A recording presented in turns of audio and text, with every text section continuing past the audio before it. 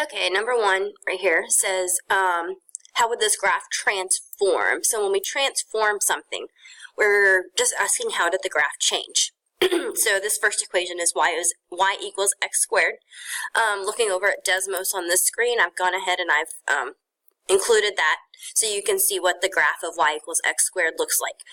If you notice, it does not have that last c term. So therefore, it has a c term of 0 and it has a y-intercept of 0. This right here is the y-intercept. So if you still don't know what those look like, you can still graph those into Desmos and take a look at the two graphs and then describe. So you can see here, I have my original equation graphed in red, and I have the new equation graphed in black. And I can see that the difference that was made was that the y-intercept, that the whole entire graph moved up 3 units.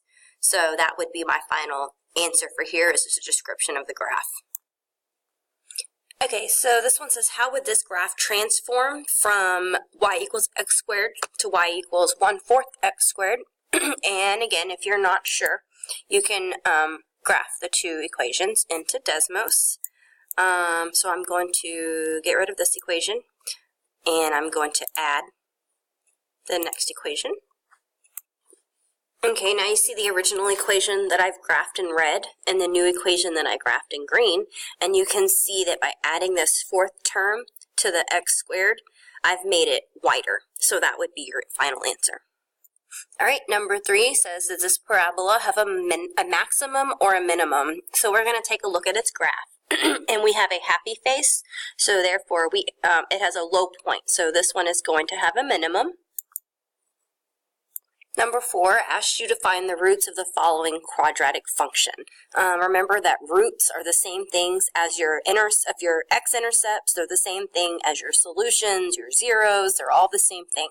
So if this one says, what are the roots? We're just looking for where the parabola crosses the x-intercept. This one appears as though it has 2 answers. So it looks here that it crosses at 1. And it looks here that it crosses at 3. So your answer would be 1, 3. All right, let's take a look at some of these questions down here. Number 5 says to make a table of values for the following functions, and it gives us the equation of negative 2x squared plus 8x minus 3. And the easiest way that I think you should do that is to put it into Desmos and then get a table of values from there. So let's take a look at what that looks like. We're going to come over to Desmos and enter that into our equation. Okay, so I have put the equation 2x squared plus 8x minus 3 into my Desmos calculator here. And all I'm going to do is hit the little gear, and I'm going to hover over this icon that looks like a table, and I'm going to hit convert to table. And then here are some points that I can start graphing. So I'm just going to transfer this graph over onto the answer number 5 for my table of values. Okay, so all I did was copy the table that it gave me from my Desmos graphing calculator. Number 6 asks us to use your table of values for number 5 to graph the function. So I'm just going to graph these on this graph here. So it looks like I have negative 2, 11. And it's going to be somewhere up here. My point's kind of hard to make. Negative 1, 9. So negative 1, negative 9. We'll have a point down there somewhere. 0, negative 3. 0, negative 3. We'll have a point there. And 1, 7.